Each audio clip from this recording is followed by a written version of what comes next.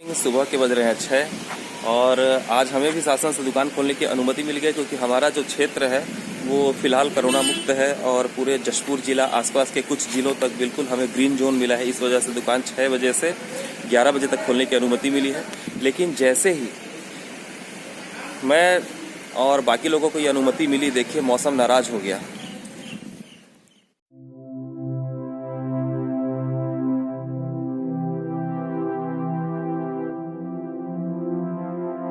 तो मेरी मानसिकता तो यही है कि मौसम जो है रुष्ट हो गया है हमसे कि अब आप लोग को तो भाई काम मिल गया, इतने दिन तक अटके हुए थे।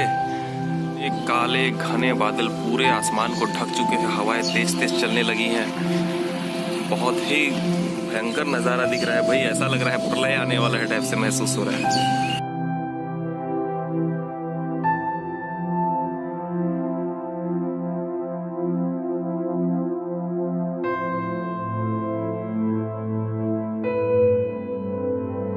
तो देखिए झमाझम बारिश चालू हो गई। ये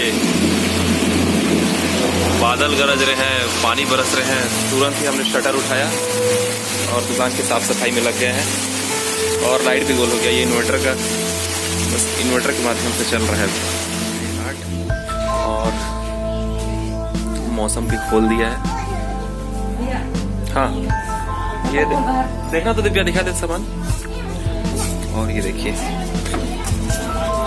कुछ देर बाद मौसम एकदम खुल गया और हमारे दुकान के जस्ट सामने ही ये सब्जियों की दुकान लगती है।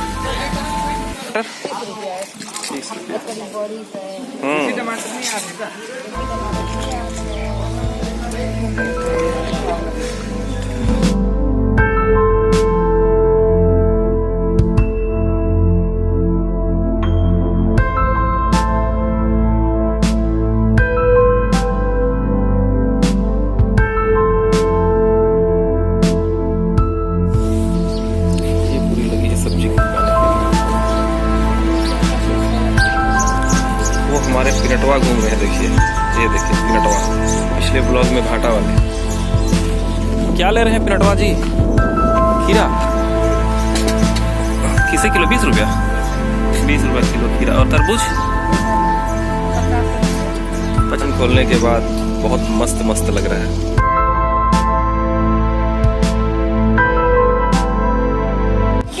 तो बहुत दिन बाद दुकान में बैठ के मजा आ रहा है। दुकान खुलते ही दुकानदारी चालू। ग्राहकों को पता नहीं है कि कपड़ा दुकान खुल गया है। आज से मतलब जो है शासन ने फ्री कर दिया है। और ये अगर पता होता तो अभी अचानक जो है भीड़ भाड़ बढ़ गया होता। तो बढ़िया है, खोलने के बाद भी थोड़ा साफ सफाई करने का मौका मिल रहा है, बहुत जरूरी था।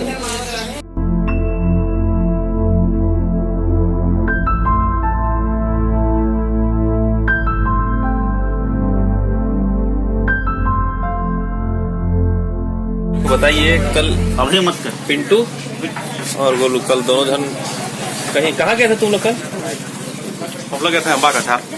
अच्छा, अम्बा कछार इन लोग गए थे तो अचानक इसके अम्बा कछार के बीच में एक करवैर जोर या उसी टाइप से कुछ गांव का नाम है। ठीक वहां अपन पहुंचे थे, रोड के बीच में मेरे को लगा कि मेरे नाक में कुछ कीड़ा वीड़ा काटा है। तो उसका कांटा निकालने के लिए जैसे ही अपन रुके हुए थे वहाँ कैसा काट नाक में मेरे को ठीक ऐसा लगा कि मेरे नाक में जैसे कुछ तुमेल उमेल का जो कांटा वाटा टाइप का रहता है वैसा कुछ कीड़ा नाक में काटा। तो उस मैं पिंटू को बोला कि देख यार पिंटू, नाक वाक में कुछ लगा हुआ है।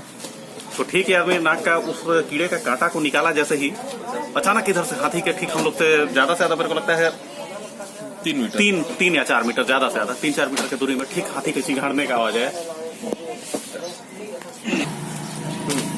चिंघाड़ने के बाद ठीक ऐसा लगा जैसे मतलब एकदम कोई विस्फोट हो रहा है टाइप का। ऐसा मतलब चिंघाड़ा एकदम कान के आगे बजा टाइप से। पिंटू बोलता है अचानक देखा साइड में, गोलू भाग, हाथी बोला। उसका ऐसा हम लोग दौड़े वहां से। मैं चला गया बाइक में, ये पिंटू ये पैदल मैं ले गया था घुमाने। इसके चक्कर में हम लोग कल मरते मरते बचे हैं।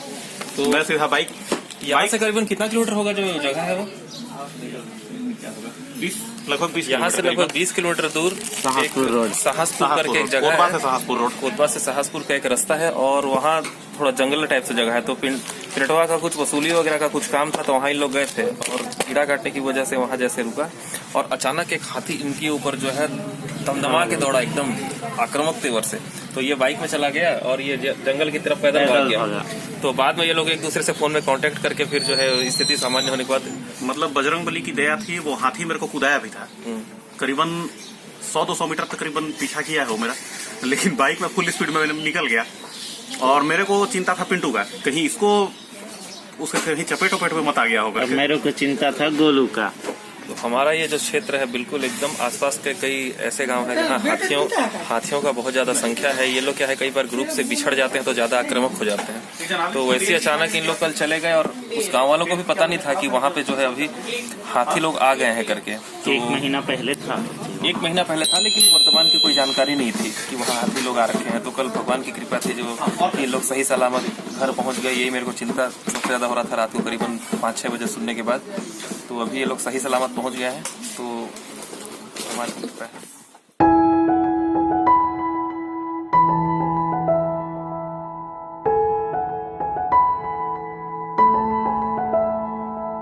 तो आज हम लोग फिर रोज की तरह निकल पड़े हैं शाम के घूमने में, इवनिंग वॉक में। और हमारे साथ आज एक और नया चेहरा है। नाम क्या है भाई? चेन्नई। इनका नाम जो है चेन्नई नाम रखा गया है बागबहार में। बाकी इनका नाम है संदीप शर्मा। इन्हें प्यार से लोग चेन्नई के नाम से बुलाते हैं। बड़ा तूत का पेड़ में गिरा कि तूत निकल गया बहुत। हमारे पंकज जो है तूत से बचाते हैं। तो तूतानंद नहीं मिल पा रहा है भाई तेरे को? लाल हो गया, लाल हो गया पूरा। अरे वाह, देखो तूतानंद लेते लेते इसका मुंह लाल।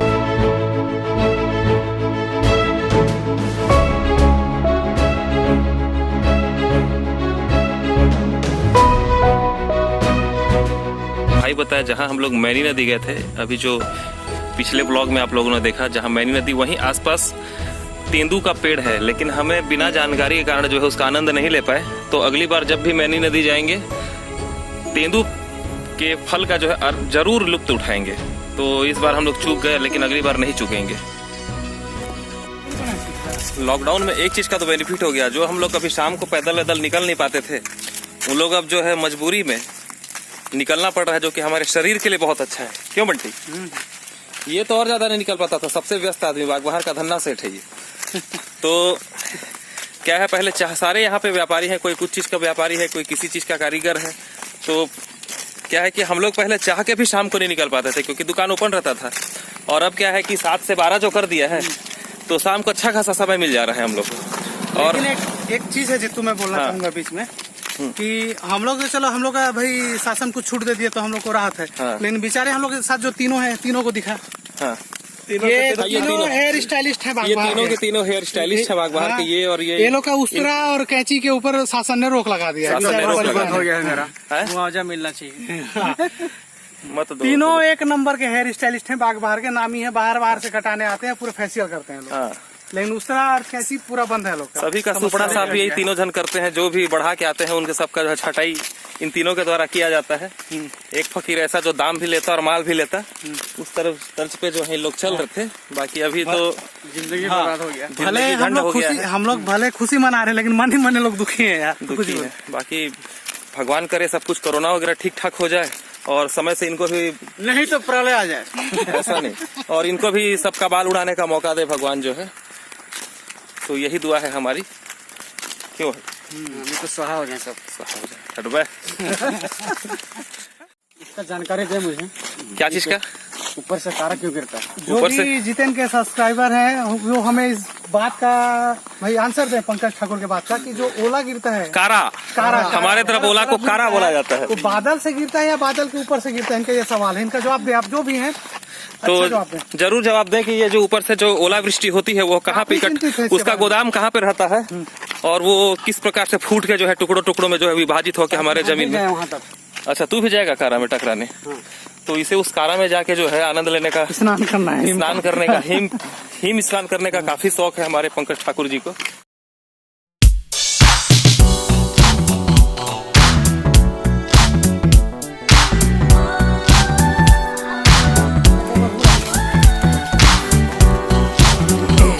ये जो आप सामने देख रहे हैं ये जगन्नाथ जी की सबसे पुरानी मंदिर है। जब भी जगन्नाथ जी का जो रथ यात्रा होता है तो यहीं से निकलता है। ये काफ़ी पुराना, मेरे ख्याल से 100-150 साल पुराना पाएगा ना, ये 100-150 साल से भी ज़्यादा पुराना है। और यहीं से पहली जो है रथ यात्रा निकल।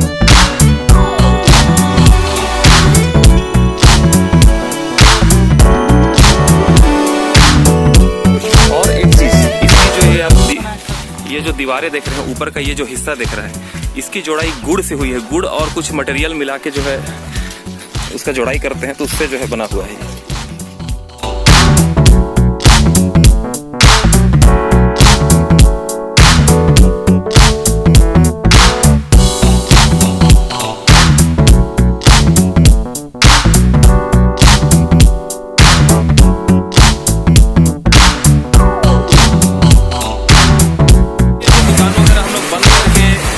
दोस्त यार लोग यहाँ बैठे हुए थे दुकान के बाहर तरफ, और अचानक मौसम ने अपना गद्दारी तेवर दिखा दिया। हमारे अखिलेश महाराज की कहल उतारे वाले इंस्टाग्राम में आए थे, तो ये है हमारे अखिलेश महाराज जी।